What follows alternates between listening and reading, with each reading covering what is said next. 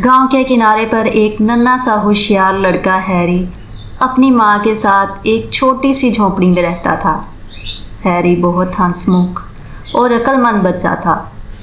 गांव के सारे बच्चे इसके दोस्त थे और जब भी कोई मसला होता सब हैरी के पास आते।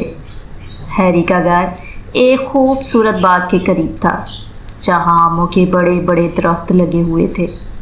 हर साल आमों का मौसम आता तो सारा गांव खुश हो जाता।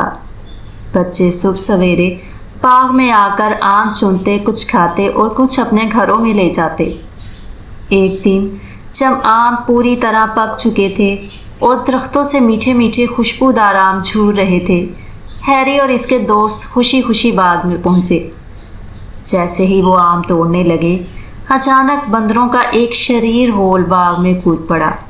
बंदर दरख्तों पर उछलने लगे, आम तोड़कर खाने लगे और बाकी ज़मीन पर फेंकने लगे। बच्चे खौफज़दा हो गए और इधर इधर भागने लगे। कुछ बच्चे रोने लगे, कुछ ने छुपने की कोशिश की, मगर हैरी बड़े गौर से बंदरों को देख रहा था। अचानक हैरी के दिमाग में एक तरकीब आई। इसने अपने दोस्तों को आवाज़ दी, रुको, डरने की ज़रूरत नहीं, मेरे पास एक ज़बरदस्त तरकीब है। हैरी दौड़ता हुआ घर गया और अपनी पुरानी बांसुरी ले आया जो इसके दादा ने इसे दी थी। जैसे ही वो वापस आया, इसने धीरे धीरे बांसुरी बजाना शुरू की।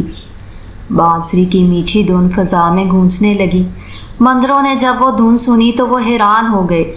पहले एक बंदर उछला, फिर दूसरा कूदा, फिर सब बंदर नाचने लगे।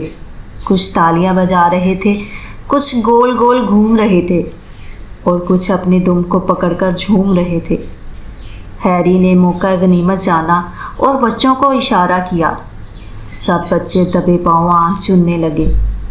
चंद ही मिनटों में तमाम बच्चे आम जमा करके एक कोने में ले गए। बंदरों को जब पता चला कि आम ख़त्म हो चुके हैं तो वो नाचना भूलकर परेशान हो गए। आखिरकार शर्मिंदा होकर सब बंदर वापस जंगल की तरफ भाग गए।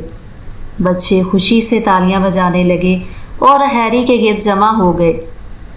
सब ने मिलकर कहा, वाह हैरी, तुम तो वाकई ही चालाक हो। हैरी मुस्कुराकर बोला, दोस्तों, हर मसले का हल होता है, बस डरने की बजाय अकल से काम लेना चाहिए। इसी दिन से गांव के सब बच्चों ने सीखा कि होशियारी, हौसला और अकल से मुश्किल काम भी आसान हो सकता है। और हैरी का नाम पूरे गांव में चालाक हैरी मशहूर हो गया।